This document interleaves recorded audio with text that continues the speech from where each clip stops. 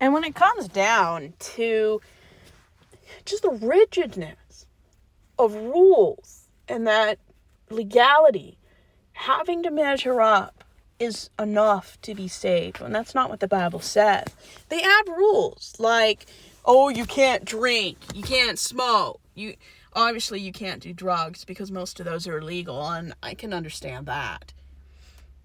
They dwell on things that aren't condemned in the Bible, but they act like they condemn it. Abortion, was never addressed in the Bible.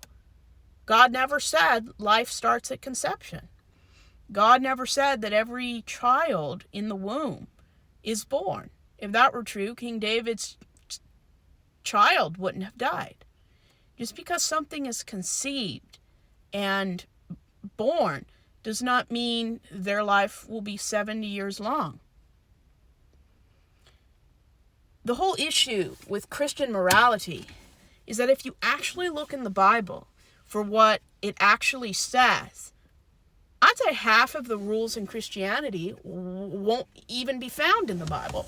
Dress codes are not found in the Bible. How to be a godly woman.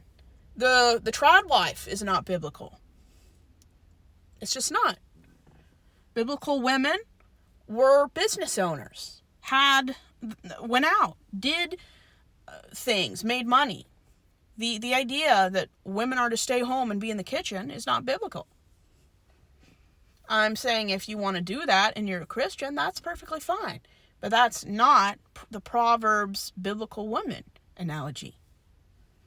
Nowhere in the Bible does it say you can't drink or smoke. Personally, I wouldn't smoke because it hurts your body, but I don't judge people who do, especially if you were born before the time period where they taught you about the dangers of smoking, sugar, and carbohydrates.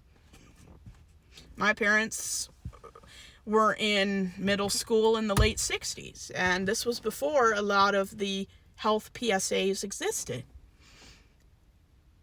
There's a lot of rules in Christianity that are not found in the Bible. The golden rule isn't found in the Bible. God helps those that help themselves is not in the Bible. A lot of the rhetoric Christians vomit out of their mouths is not biblical. Most of the stuff Trump says isn't biblical. Because there are verses in the Bible, I believe it's in the New Testament, but if you Google, God talks about embracing people, strangers, visitors that come to your doors. When someone comes to your country and they're good, decent people, you're supposed to embrace them and take them in. You're not supposed to jump on them, arrest them, shackle them, or build a wall. That's not biblical. It's ironic that the president who wants to do that claims God is he's the mouthpiece of God. And yet, if you read the Bible, you would know that God does not tell people to send the stranger away. Especially if you read the book of Ruth. Nobody jumped on her when she came to Israel. Nobody.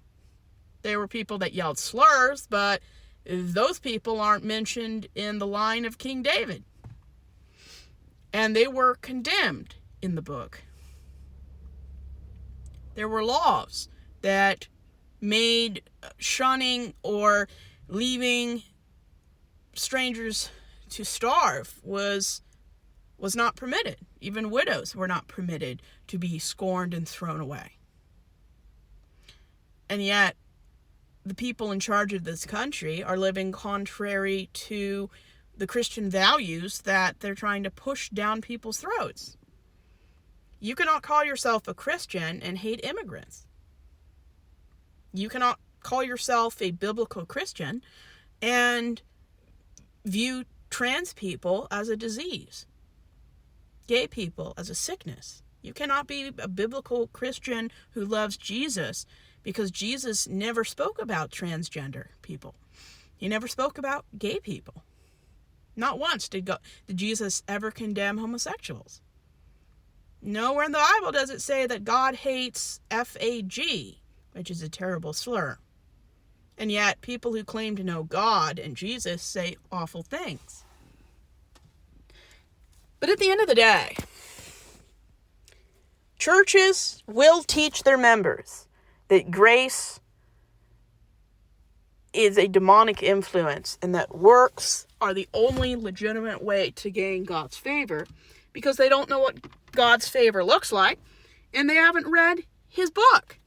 Because anybody with any sense, any biblical knowledge would know that God has never told any of his followers to turn away the immigrant, the widow, the homosexual. God never told his people to do that. And anyone who does that should not call themselves a Christian. Nowhere in the whole Bible does Jesus tell homosexuals that they're going to hell. Why are the people claiming to be Jesus' friends? Why are they doing that? Because they don't know God. They don't know Jesus. They are wasting their time. Because people who really know Jesus would never yell slurs at people who aren't white, cis, and heterosexual. They would welcome the immigrant. They would be kind to people. Whatever this wave of Christianity is, it has nothing to do with Jesus.